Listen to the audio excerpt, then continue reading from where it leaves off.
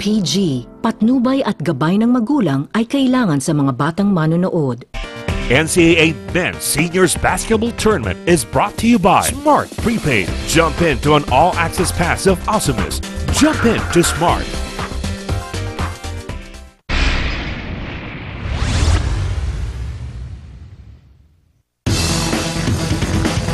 Gotta admire the art. Beautiful defensive stuff. They will give him the bucket and the foul. Flexing his defensive muscles in the paint. Post layup for him. Taking it into the attack zone. Crosses over. Pumps it up and in. Para sa ilalim. Had his eyes set on the ring. No one was going to stop him. Another spin off the board. Knocks it down. Crosses over. But gets it in.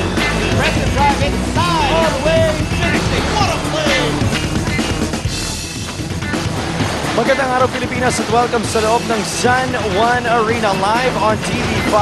It is your NCAA Season 90. Ang Emilio Aguinaldo College looking to bring themselves out of the cellar led by that man, John Tayongtong, having to become the unheralded leader of this team as he will try and bring them out of final spot. Sa kabila naman, ang Arellano University trying to keep that number 2 spot led by that man, Nards Pinto, as the 2 point guards will be looking to march on here today. 2 very different reasons, but definitely a win is a must-need for both of them. EAC versus Arellano. Ako po si Aaron Ataide with Coach Eric Reyes. And Coach, when 2 teams fighting for very different reasons, very different inspirations din ang sa kanila, but a win will definitely be needed. Well, you know, when you're you're playing a basketball game, you know, the object of a game is to really win. No matter what happens. Pero yun nga lang, kagaya nga sa Mayroon, there's a lot of the inspiration coming into this game.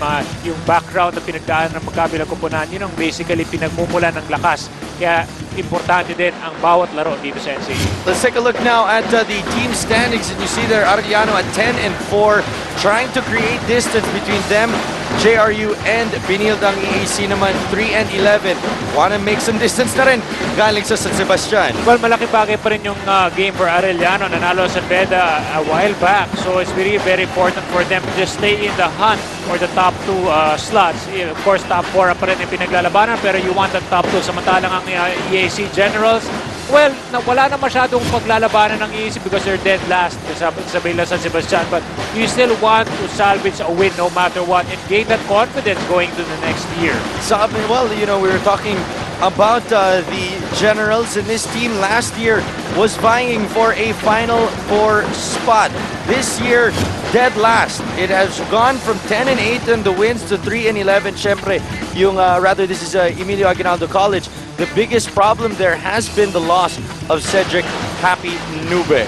You know, when you lose your key player in the team, lalo na sa simula ng komperensya, ang hirap talaga makabangon because every start of every team is so important. You get your confidence, you get the momentum. So when you lose your key player and hindi makabangon yung team, of course, kailangan talaga may mag-step up, at kung wala at walang kumpiyansa yung the rest of the team, is really going to be a big struggle. Of course, it's really frustrating coming in to the season 89 where they played very well. So there's going to be a lot of adjustments so that they can recover. And these 2 men have been picking up the slack, and especially in that last game against Lyceum. John Tayongtong, 24-4-5, and brand new D-League draftee Sid Onwubere, 16-11 para sa kanya. Well, you know, you speak about the double-double performance by Onwubere, the Tayongtong, a great point guard with 24 points. This is going to be the inspiration of the rest of the team to really come out and just fight it out with the Arellano Chiefs. Now we look on the other end ng Arellano, a team that went through a grinder of a triple overtime game against JRU nung huli nilang laban ng first round. But in the second round, they showed that they can definitely fight back. 75-69 po ang talaan nun. And I was not calling that game, kaya siguro hindi nag-overtime. You're scaring me. Yeah, but when you speak about fighting back, you know, and you're down, chips are down, of course, the big guys were really in the hunt, and that's the reason why you have a big disparity in rebounds. Of course, kahit tatlo lang. But it really translates to good defense plus the turnovers. committed by JRU. Yun ang naging storya, and that's the reason why mataas rin ang percentage ng Arellano. And speaking of a high percentage of shots, it is because of their two big men right in the post for them. Ang Twin Towers po ng Arellano with John-C Holtz and Prince Caperal. 22 and 13 for John-C Holtz, a brand new face in the NCAA. And 10 and 4 naman para kay Prince Caperal, a name that has been talked about a lot here in this league. Well, you know, in this team with Coach Jerry Codinera, there's just so many people where they can get production from. But in this game versus JRU, it's those two giants who actually lorded their way or bullied their way in the basket. So that's the reason why they had that height and strength advantage in the post. And those two players will be very, very important in this game, as there will not be that big man in the post for EAC on the other end. Ngayon naman, puntahan natin ang ating stadium announcer para malaman natin kung sino ang 10 manlalaro ang magsisimula ng ating laban today. Offering this Wednesday in your season 90 of the NCAA. Let us meet the starters for the EAC Generals. Point guard number 8, Fernan Mejos. The off guard number 15, Edsel Saludo. Center number 17, Sydney Onwobere. Forward number 10, Gerald Serrano. And at power forward number 18, Jack Arquero. The head coach of the Generals, Sherry Esplana.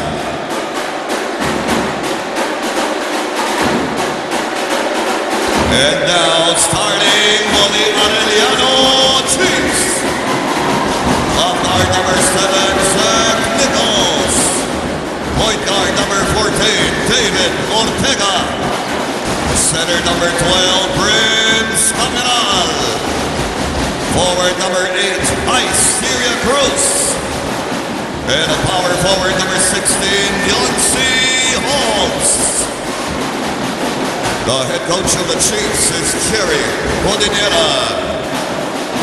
The officials for this ball game, Boy Galferio, Nestor Magpantay, and Amadeo Soriano. Coach Jerry Codinera taking on Coach Jerry Esplana. As you see the 10 men starting today, Saludo, Mejos, Onwobere, Serrano, and Arquero for EAC, Ortega, Nichols, Caperal, Syracuse, and John-C Holtz naman for Arellano. As we are now underway, it will be a tough task for EAC, as wala nga si Cedric Nube. He was their anchor in the post, and you have two players like John-C Holtz and Prince Caperal.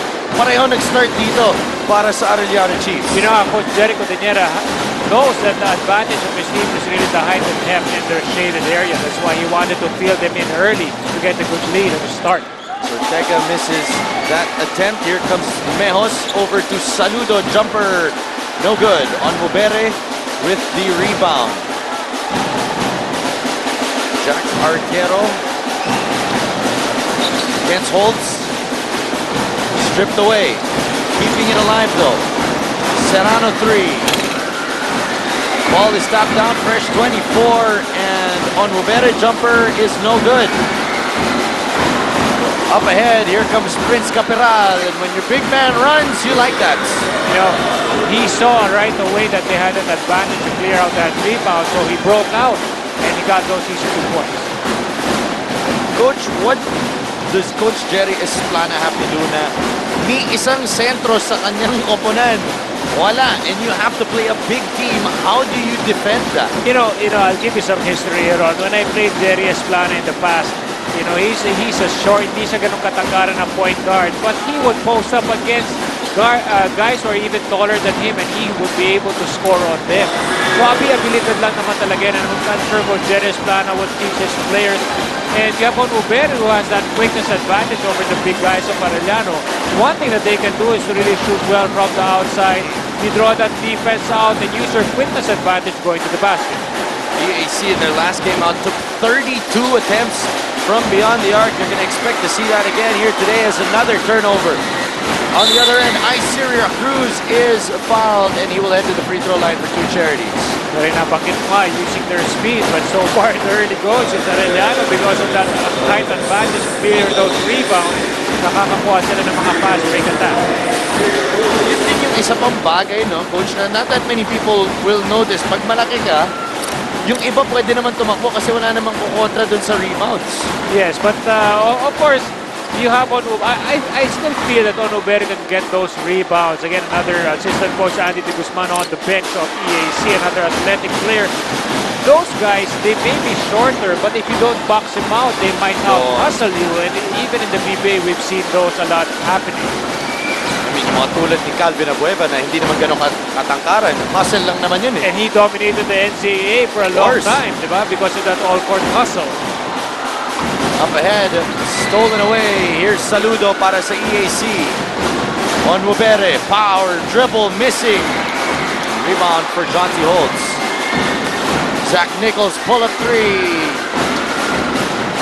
Missing, and it will go out and go back to EAC with a 5-0 score.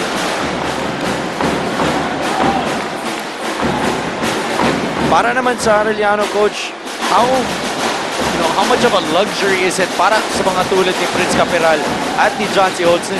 Coach Jory Codinera yung nagtuturo sa iyo yung mga big man moves. Yun na nga. Yeah, those are the reasons why Holtz and Capiral really did a good job versus JRU. Through the months that they were with Coach Jerry Codinera, I'm sure that the defensive minister of the PBA was able to teach him a lot of his tricks on the post.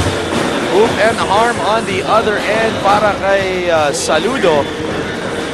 That will mean an extra free throw for Edsel Saludo.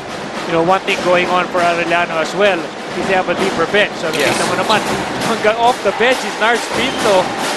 Of course, Alado is still there. Ang dami pa eh. Ang dami pang guys coming off the bench. So, that's really going to be a big problem for EAC. Chauncey. Ortega. Holtz. Long two.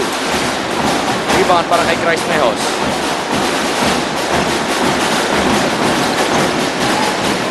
Jack Arquero gets Holtz spinning. Nakahanap ng puwang. Pintis nga lang. Rebound para kay Holtz. Ortega swinging it to the left side. Three-pointer on the way. Capiral, put back is up and in. You know, we've been talking about the big guy. Again, Capiral providing that muscle underneath. Onwubere trying to get the 2 points back. Could not do it. Here comes Arellano once again. Sierra Cruz scoring. Right now, it's just like a round robin for Arellano, just going straight to the lane. Not much resistance on defense. Take a look at that once more. Sierra Cruz driving, finishing, and giving the Chiefs the biggest lead of the game. NCAA Men's Seniors Basketball